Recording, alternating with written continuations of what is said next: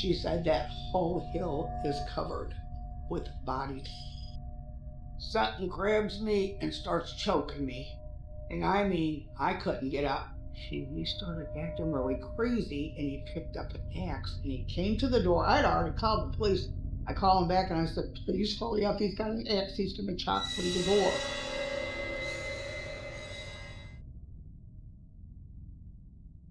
Na primavera de 1991, Cindy Sarrow vivia em um duplex alugado com seu namorado de longa data Glenn e suas duas filhas, Brooke, de 9 anos, e Christy, de 7.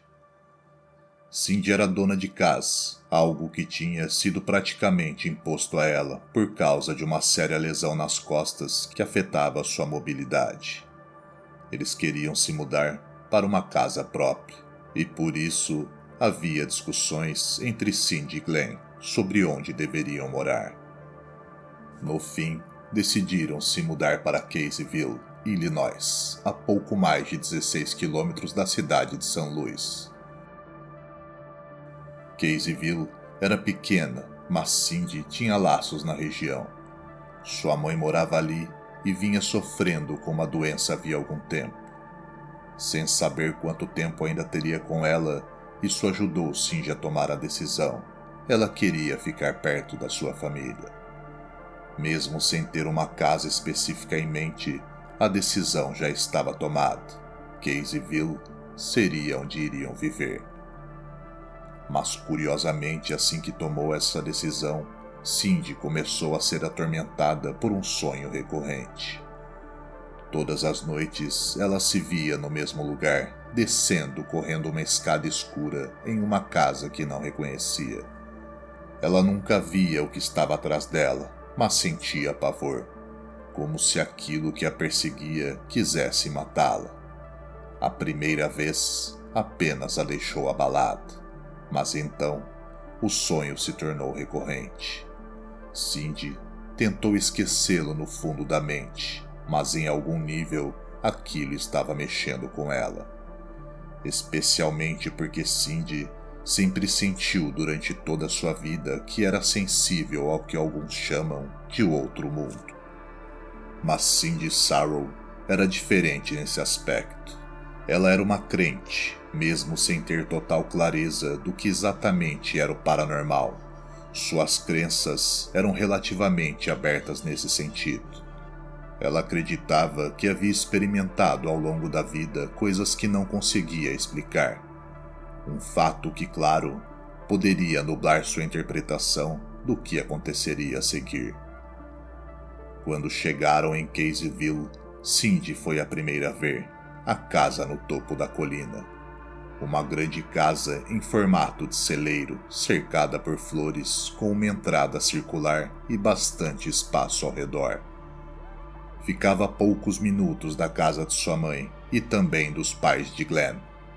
Era perfeita, mas ela inicialmente a descartou por causa da colina íngreme onde estava construída. Mas quando Glenn passou de carro um dia e viu a casa, sem saber que Cindy já a tinha visto, ele pareceu quase obcecado. Glenn enxergava potencial em todo aquele terreno.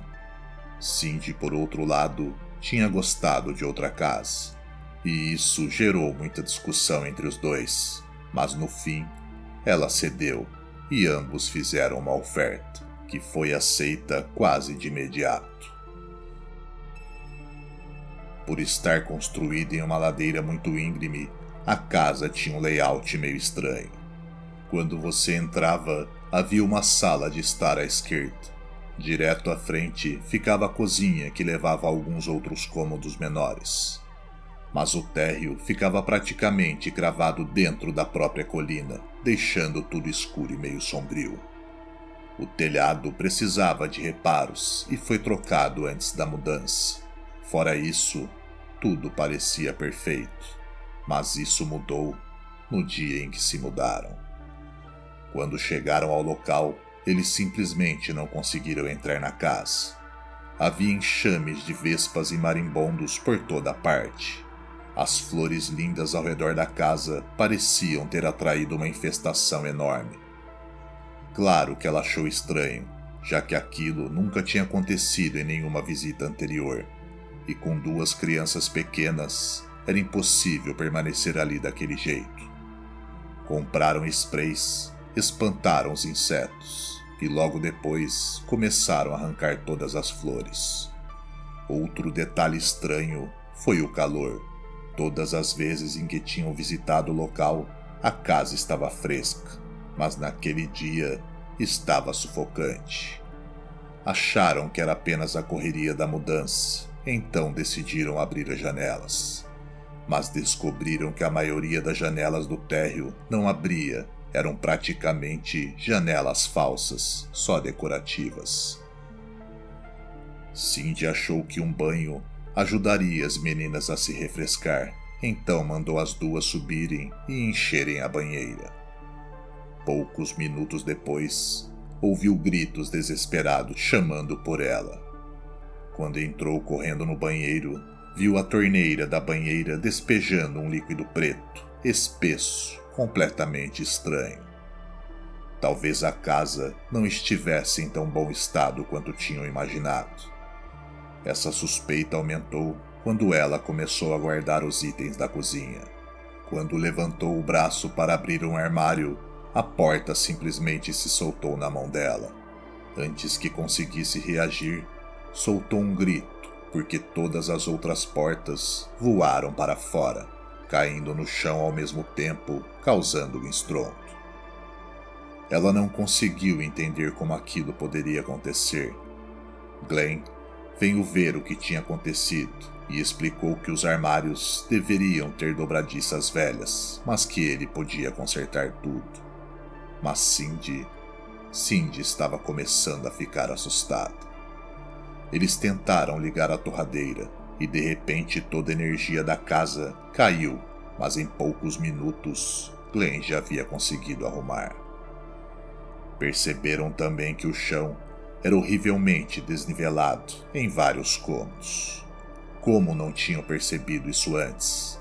Cindy já estava estressada com tudo isso, mas sua inquietação piorou na primeira noite na casa. Ela não tinha notado durante o dia, mas quando o sol se pôs, ficou claro. A escada da casa era a mesma escada de seu sonho recorrente. No dia seguinte, mais problemas. Quando tentaram ligar a geladeira, a tomada simplesmente atravessou a parede, como se fosse feita de papel. As luzes acendiam e apagavam sozinhas, e a TV também. Quando lavou suas roupas, elas saíram cobertas por uma substância preta e oleosa, que eles não conseguiram descobrir de onde vinha. Furiosa, entrou em contato com a imobiliária, exigindo falar com os antigos proprietários. Mas eles disseram que viveram ali por anos e que, embora fosse uma casa antiga que precisava de reparos, jamais tinham vivido nada do que ela estava descrevendo. A sorte é que Glenn era habilidoso e via a casa como um grande projeto. Disse que levaria tempo, mas deixaria o lugar perfeito. Já nos primeiros dias, as meninas fizeram amizade com Sean, o menino que morava no trailer ao lado com sua mãe, Kelly, e o namorado dela. Eles brincavam juntos quase todos os dias. Glenn trabalhava à noite, então Cindy e as meninas ficavam sozinhas com uma certa frequência. E certa noite, enquanto preparava as meninas para dormir, Brooke se virou para ela e praticamente implorou para não dormir no quarto delas. Christy concordou, nenhuma das duas queria ficar naquele quarto. A maioria dos pais acharia que era só medo bobo por causa da mudança. Mas Cindy também estava sentindo seus próprios medos irracionais. Algo no armário do quarto dela a deixava inquieta, e a lareira também. A lareira realmente parecia deixá-la nervosa, tanto que fez Glenn prometer que jamais a acenderia. Depois de alguma discussão, e já que Glenn não estava em casa, Cindy concordou que as meninas poderiam dormir em sua cama e ela ficaria no sofá da sala. mas não imaginava que isso se tornaria praticamente uma rotina permanente. Apenas alguns minutos vendo TV, acabou pegando no sono. De repente, foi despertada por alguma coisa, algo que ela não conseguiu identificar. A TV ainda estava ligada, assim como as luzes. Ela olhou em volta, tentando entender o que havia assustado tão de repente, mas não viu nada. Mesmo assim, algo a atraía, de forma incômoda para a parede. A parede que separava a sala do quarto que suas filhas se recusavam a usar. O quarto das meninas estava completamente escuro e a porta estava entreaberta. Cindy se convenceu de que alguém estava lá, a observando dali. Criando coragem, caminhou até o quarto e acendeu a luz, mas nada estava fora do lugar. Não havia ninguém, mas a sensação de inquietação permanecia. Então, sentiu uma dor estranha no peito. Seu coração parecia estar pulando batidas. Já no dia seguinte, acordou exausta. Após mandar as meninas para a escola, sentou-se no sofá e começou a cochilar. Quando percebeu, estava em pé no meio da sala. Tudo estava exatamente como antes de dormir, porém com uma diferença perturbadora. Ela conseguia ver a si mesma deitada no sofá dormindo. Seria um sonho? Parecia tão real. Sua mente voltou a uma memória da infância. Ela já havia vivido algo assim antes. Mas antes que conseguisse entender o que estava acontecendo, algo atingiu seu estômago. Ela se curvou de dor e, em seguida, algo atingiu suas costas. A coisa golpeava, de novo e de novo.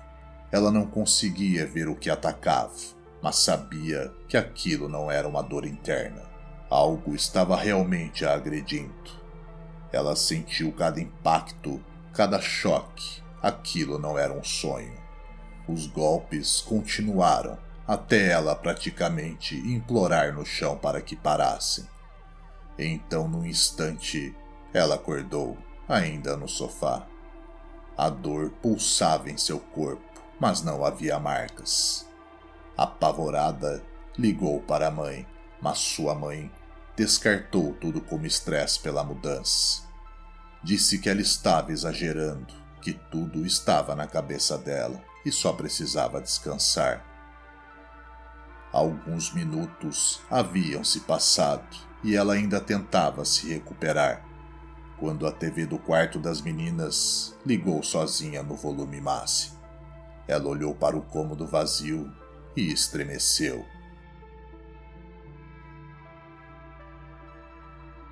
Cindy começou a notar outra coisa estranha, pequenos objetos que sumiam em sua casa.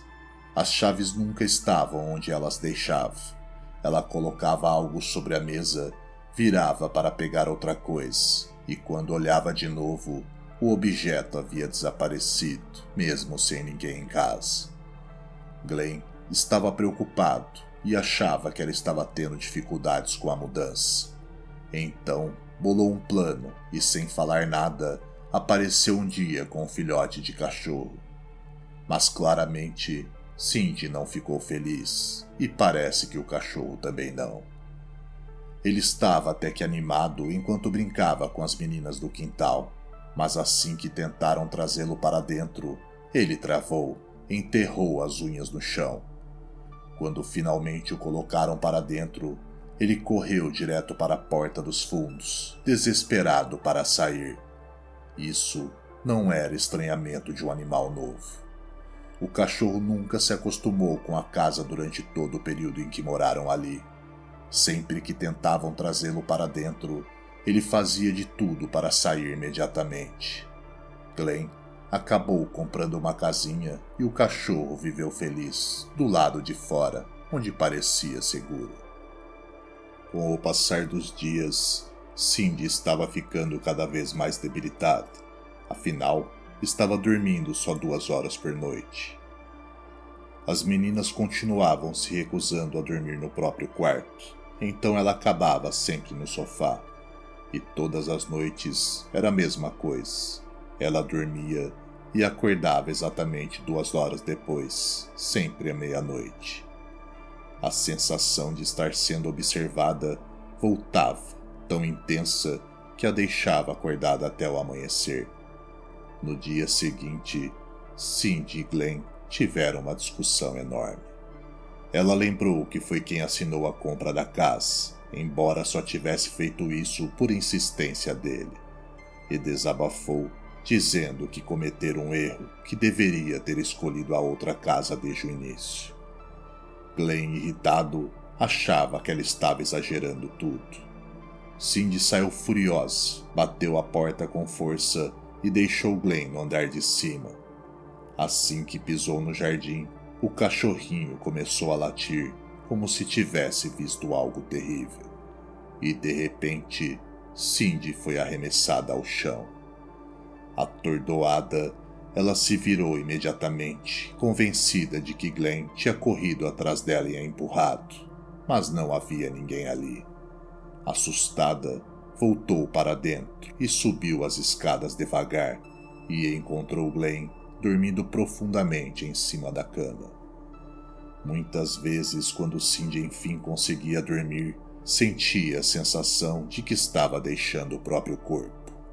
Na maioria das vezes, conseguia resistir e impedir que acontecesse, mas de vez em quando, ela simplesmente escorregava para fora e se via em pé ao lado do próprio corpo adormecido. E sempre que isso acontecia, ele, o que quer que fosse, atacava, batendo nela violentamente até que ela conseguisse se forçar a acordar. Agora, ela tinha certeza. A casa era assombrada. Mas Glenn não aceitava nada disso. Ele não acreditava em uma única palavra sequer. Dizia que eles estavam cansados, estressados e afundando dinheiro na casa e que tudo se resumia a isso. E devido a tudo isso, Cindy estava ficando cada vez mais isolada. Vários membros da família tinham receio de visitá-la. Eles não conseguiam explicar o motivo, apenas diziam que o lugar os deixava desconfortáveis. Até seu sobrinho querido Brandon disse que não gostava de estar ali. E para piorar, sempre que Cindy estava tentando ligar para a mãe, o telefone simplesmente parava de funcionar, do nada. Então tudo deu uma guinada ainda mais sombria. As meninas saíram para a escola numa manhã comum, deixando o casal sozinhos na casa. Tudo estava silencioso, até que Cindy ouviu a voz de Glenn chamando por ela. Cindy respondeu que estava cansada, mas Glenn continuou chamando, insistindo, repetindo seu nome. Irritada, caminhou em direção ao quarto. Quando estava se aproximando do corredor, Glenn surgiu correndo por trás dela e pressionou um travesseiro contra seu rosto, a derrubando no chão. Ele a imobilizou, pressionando o travesseiro contra sua boca e nariz. Cindy conseguiu se desvencilhar desesperadamente, pegou as chaves do carro e correu para a van, fugindo enquanto lágrimas escorriam por seu rosto. Eles vinham discutindo nas últimas semanas, mas aquilo tinha surgido do nada. Ela não sabia o que fazer, não conseguia entender o que tinha acabado de acontecer. Ela ficou longe de casa o dia inteiro, até chegar a hora de buscar as meninas no ponto de ônibus. Assim que chegaram, as levou para casa, hesitando antes de entrar. Glenn já estava lá dentro, mas se comportava como se nada tivesse acontecido. Era como se o ataque simplesmente não tivesse existido. Mas Glenn não era o único que demonstrava violência. Sean, o garotinho com que as meninas brincavam, disse algo profundamente perturbador para Brooke e Christie. A princípio, Cindy achou preocupante, mas podia até tentar justificar como rebeldia infantil. O problema era a especificidade do que ele dizia. Sean contou a Brooke que queria pregar na parede à meia-noite, e essa não foi a única explosão do menino. Certo dia, Glenn estava no telhado fazendo reparos. O garoto olhou para cima e disse que queria abrir a cabeça de Glenn com a ferramenta que ele estava usando. As duas declarações surgiram do nada. Não era o tipo de coisa que Sean costumava dizer. Ele, na maioria do tempo, era um menino educado e gentil. A mãe dele não conseguia entender. Sean também não sabia explicar por que tinha dito aquilo. Na noite após o surto do garoto, Cindy viveu seu fenômeno mais vívido até então. Ela dormia no sofá quando teve a certeza de que alguém havia puxado seus cílios. Logo depois, veio uma sensação brusca como um soco, mas como sempre, não havia ninguém ali. Cansada, decidiu desafiar aquilo. Estava deitada no sofá, encarando a parede, pensando consigo mesma que era injusto, que ele podia vê-la, mas ela não. E ao que tudo indicava, a coisa respondeu. Após adormecer, ela foi sacudida violentamente, como se alguém tivesse dado um soco em seu braço. Mas ao abrir os olhos desta vez, ela não viu a sala vazia. Ela olhou para a parede e ali em pé ao lado dela estava um menino, vestido como uma criança do início dos anos 1900. Mas Cindy sentiu algo reconfortante naquele garoto. Ela disse que ele parecia exatamente como seu sobrinho Brandon, o mesmo que se recusava a visitar a casa. O menino fez um gesto, como se estivesse chamando Cindy para segui-lo.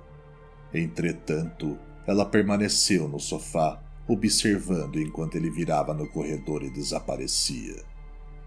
De repente, Cindy foi tomada por uma exaustão profunda e caiu no sono, sua primeira noite inteira de descanso em semanas.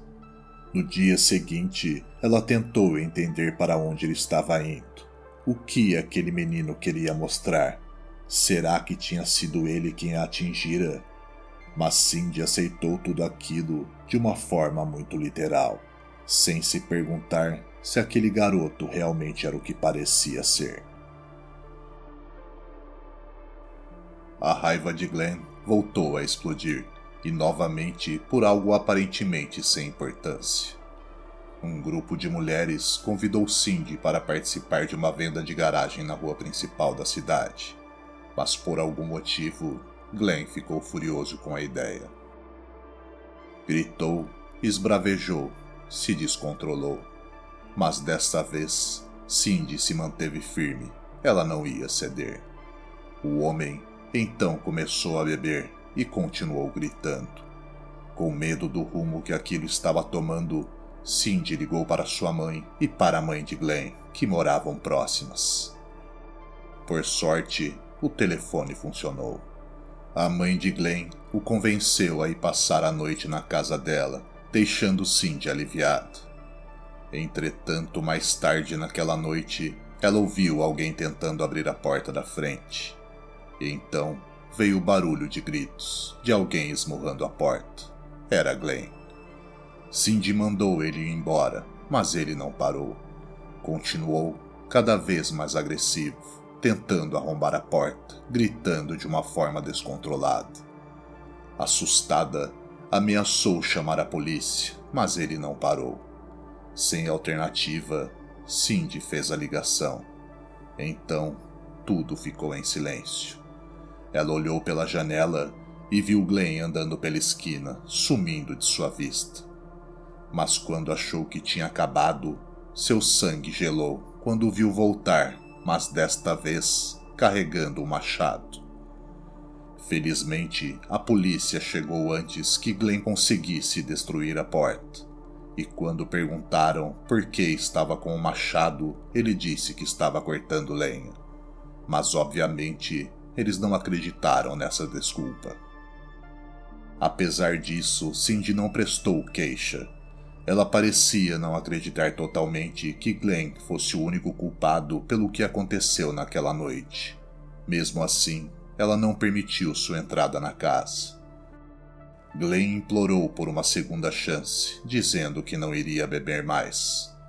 Mas essa claramente não era uma decisão que Cindy poderia tomar da noite para o dia.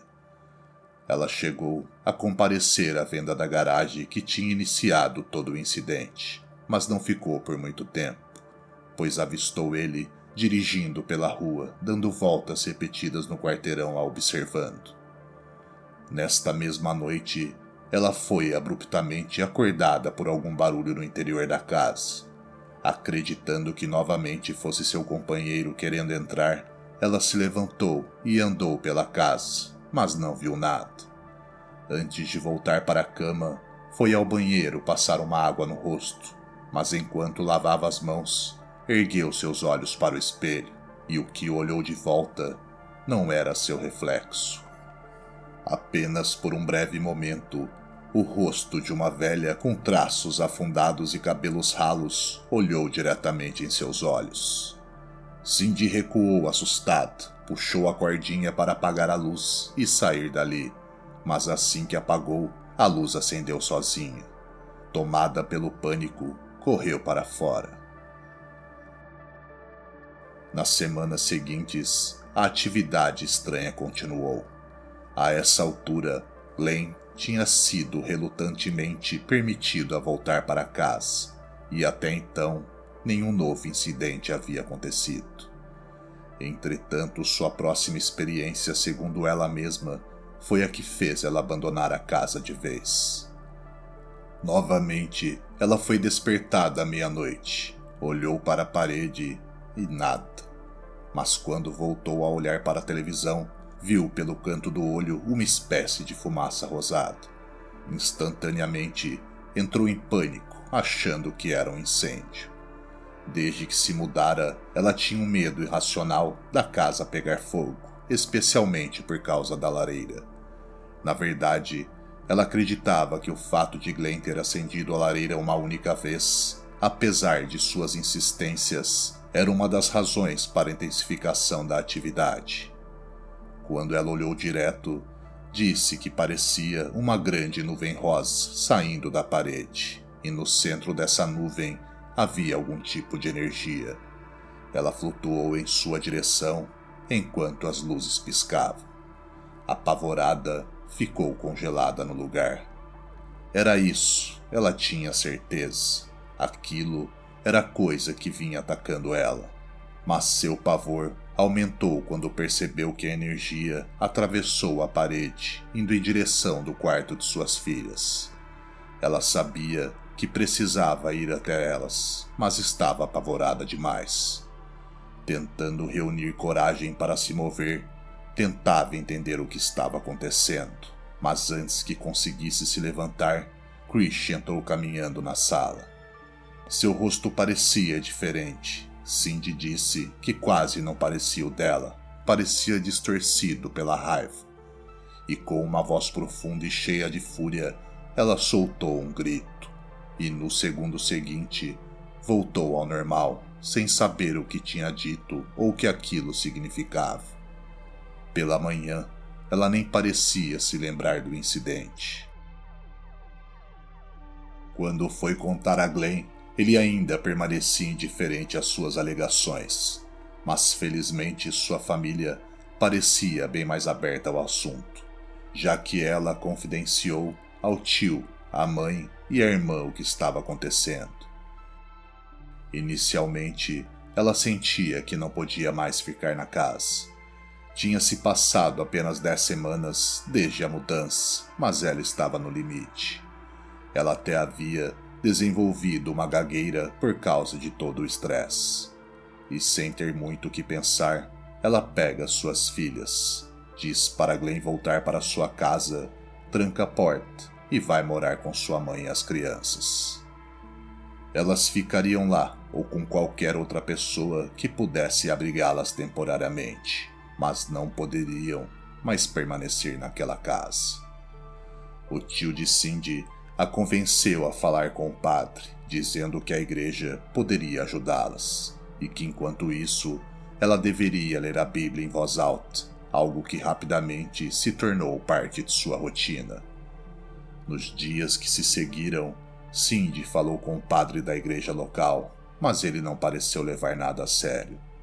O segundo padre, no entanto, parecia um pouco mais aberto, mas ainda muito relutante em se envolver profundamente. Ele começou perguntando a ela se estava bebendo muito ou usando drogas.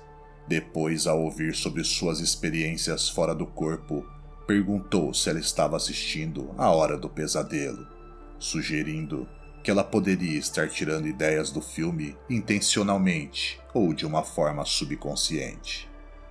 Ele então sugeriu que ela fosse ao médico para uma avaliação psicológica. Cindy estava muito preocupada, convencida de que o médico diria que ela era louca. Mas após uma longa entrevista, na qual Cindy explicou não só o que tinha acontecido na casa, mas durante toda a sua vida, o médico aparentemente disse que ela era sã, mas que acreditava que ela tinha algum tipo de habilidade psíquica. Chegou o dia de ação de graças e vários familiares foram à casa da mãe de Cindy para celebrar. Mas mesmo cercada de gente, a tensão não deu trégua. Enquanto conversavam, alguns parentes comentaram que ao passarem de carro pela casa de Cindy, viram claramente um homem parado na janela. Um detalhe que deixou todo mundo arrepiado, porque ninguém deveria estar lá. O cachorro continuava na propriedade, preso no quintal dos fundos.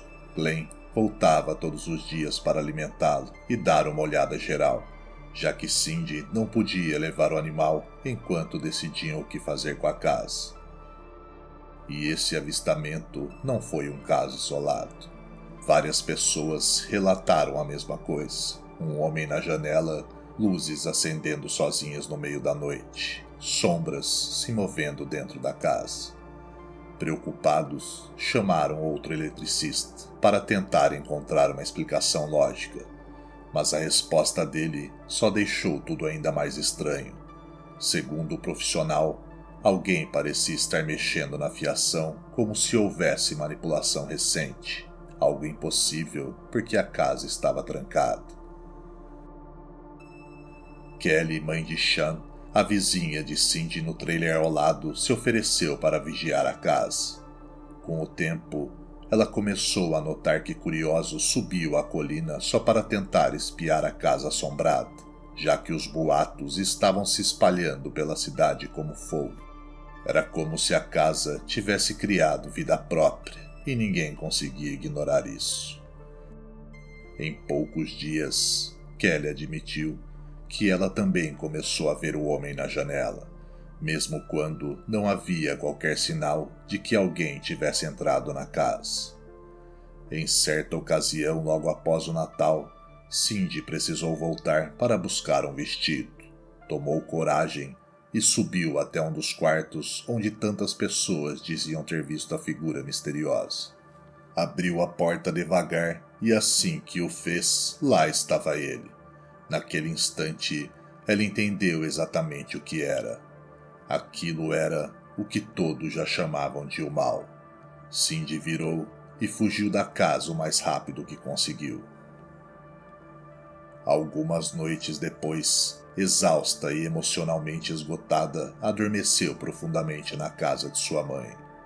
Assim que pegou no sono, um de seus sonhos vívidos voltou, mas dessa vez parecia diferente. Ela se viu em cima da colina. A princípio, não reconheceu o lugar, mas aos poucos foi percebendo.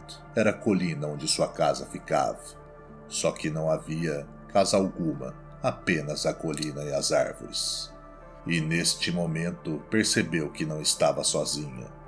Mais abaixo, no ponto exato onde sua casa deveria estar, havia um círculo de pessoas usando mantos negros. Ela observou enquanto os homens se ajoelhavam e se levantavam repetidas vezes, entoando algo que ela não conseguia ouvir. De repente, eles começaram a cavar um buraco no centro do círculo. Logo retiraram de lá o que parecia ser uma caixa de madeira. Quando abriram, Cindy viu um corpo lá dentro.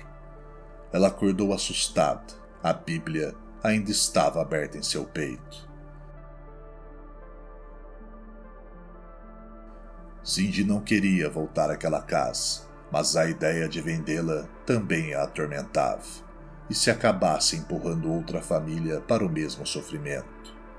Glenn continuava a dizer que não acreditava em nada, mas jurava estar disposto a fazer o que fosse preciso para reunir a família de novo naquela casa. Se ofereceu para derrubar a construção inteira, erguer outra e escavar a colina se fosse necessário. Mas Cindy disse que nada disso adiantaria. Depois de muitas conversas, o padre finalmente concordou em ajudar. Realizou uma bênção na casa e Cindy sentiu por um breve momento que aquilo tinha funcionado. No dia seguinte, até começou a se mudar novamente com as filhas. Mas quase imediatamente algo pareceu errado. Ela tentou ignorar, achando que era paranoia, até ouvir Brooke gritar em desespero. A menina dizia que aquilo ainda estava lá. Cindy correu até a escada e viu a própria filha suspensa no ar, como se algo invisível a impedisse de descer. Cindy gritou de medo e de raiva, e assim seja o que for, largou a menina.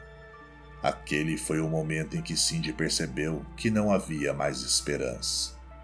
A casa foi colocada à venda, mas no início quem aparecia eram apenas curiosos que queriam ver a casa assombrada. Durante esse período, Cindy levou diversos amigos ao local, alguns por curiosidade, outros por quererem vivenciar algo sobrenatural. Até investigadores paranormais estiveram lá e todos relataram algum tipo de atividade estranha. No outono de 1992, cerca de 15 meses depois de comprar a casa na colina, Cindy finalmente conseguiu vendê-la. Ela e as filhas se mudaram para um trailer maior, perto de sua família.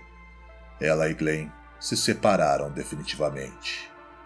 Apesar de continuar tendo algumas experiências paranormais ao longo dos anos, nada chegava perto do que viveram naquela casa. Cindy ainda acredita que o que enfrentaram ali era algo verdadeiramente maligno. Ela e as filhas continuam tendo pesadelos sobre o lugar, e todas dormem com luzes acesas e uma Bíblia aberta ao lado.